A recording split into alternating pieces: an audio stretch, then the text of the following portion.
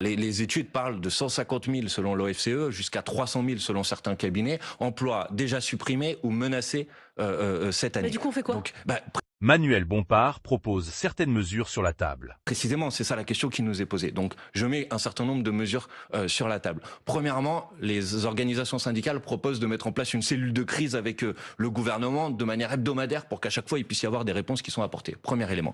Deuxième élément, la caractéristique principale, c'est que toutes ces suppressions d'emplois aujourd'hui, mais ce sont dans des secteurs dans lesquels il n'y a pas de difficulté économique. Ce sont des Il n'y a pas de difficulté économique, par exemple, dans Arcelor, dans la Chine, en Europe. Concurrence chinoise. Non mais d'accord, mais ArcelorMittal, les sites sont rentables en France. Peut-être selon les stratégies boursières de ArcelorMittal, pas suffisamment à leurs yeux. Les sites sont rentables. Mais évidemment, les sites sont rentables en France. La verrerie à Vergès dont je vous parle, c'est une verrerie qui a des carnets de commandes qui sont remplis et qui font des bénéfices. Donc ce serait une affaire, par exemple, pour l'État de les racheter, de nationaliser Alors, je vais Arcelor. vous proposer deux solutions. Premièrement, nous avons déposé, et je propose que cette proposition de loi puisse être examinée à l'Assemblée nationale, une proposition de loi pour l'interdiction des licenciements boursiers, c'est-à-dire interdire les licenciements quand des entreprises versent des dividendes, quand des entreprises touchent de l'argent public, quand des entreprises procèdent à des rachats d'actions. Nous déposons une proposition de loi sur ce sujet. Ce n'est pas normal que des entreprises qui s'en mettent plein les poches licencient et laissent des familles sur le carreau et à l'abandon. Premièrement.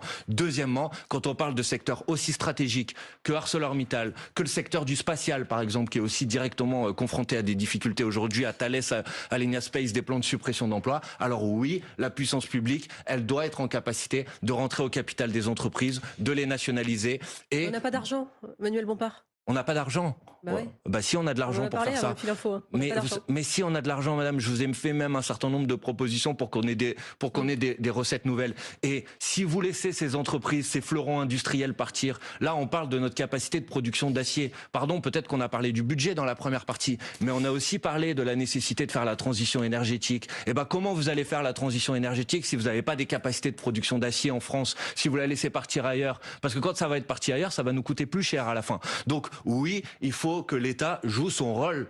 Et l'État doit jouer son rôle, c'est-à-dire s'il le faut nationaliser ces entreprises. Quand des entreprises sont en attente de repreneurs, parfois on peut aussi faire des nationalisations temporaires. On aurait dû le faire par exemple sur l'entreprise Vancorex, dont tout le monde sait qu'on a une dépendance par exemple dans notre chaîne d'approvisionnement et dans notre filière de nucléaire militaire à ces entreprises-là. Ces entreprises-là, ce sont des secteurs stratégiques qui sont indispensables. On peut pas les laisser partir. Et moi j'en ai assez de voir l'État qui fait rien sur le sujet, qui fait comme si ça n'existait pas, et on se retrouve avec des suppressions d'emplois par dizaines de milliers face à un État qui est totalement inactif, totalement impuissant. Bah ça c'est insupportable. Donc maintenant il faut qu'il se bouge, il faut qu'il fasse quelque chose. Et moi j'appelle à mettre la pression aussi populaire. Il va y avoir des manifestations